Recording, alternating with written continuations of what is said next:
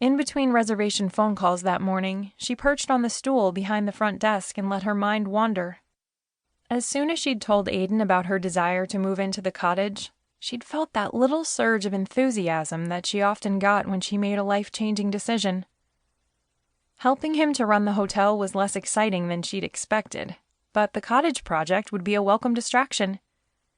Her moving out of the owner's suite would be a good thing for both her and Aiden. On her lunch break, she grabbed the massive ring of miscellaneous keys from the hook under the front counter and walked outside. A warm breeze rustled the rose bushes behind the hotel, perfuming the air with their lovely scent.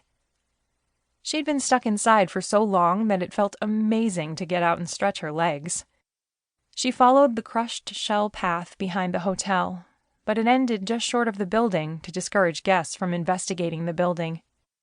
As she crossed the last few feet of grass to the front door of the cottage, her excitement rose.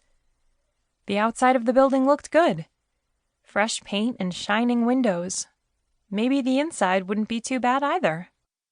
After peeking through one of the window panes next to the front door, her hopes were dashed. The cottage appeared to be stuffed with junk. She inserted the appropriately labeled key into the lock above the brass doorknob and twisted the handle. It squeaked, but the door didn't move. She pushed hard on the door, and it released with a loud scraping noise.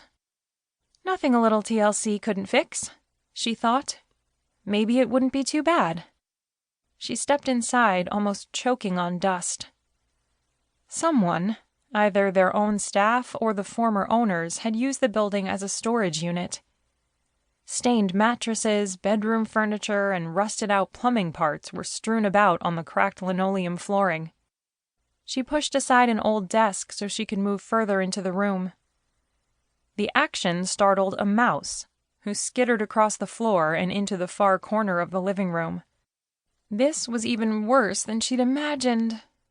She took a deep breath of musty air, squared her shoulders, and walked across the room.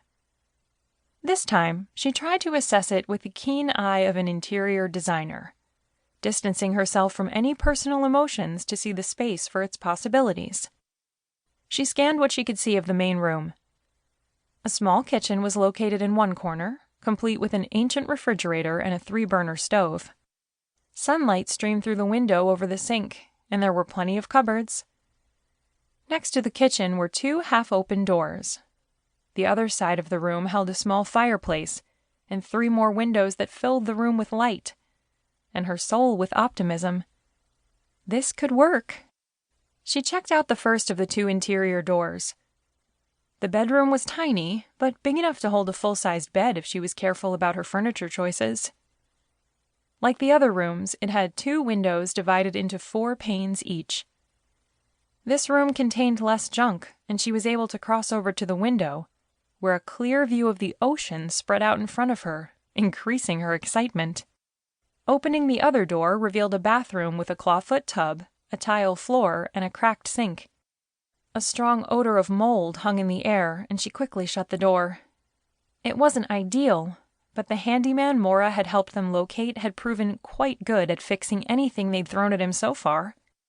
He could handle getting rid of a little mold and installing new flooring and appliances. A grin tugged at the corners of her mouth. She spun around to look back at the main room and smiled widely.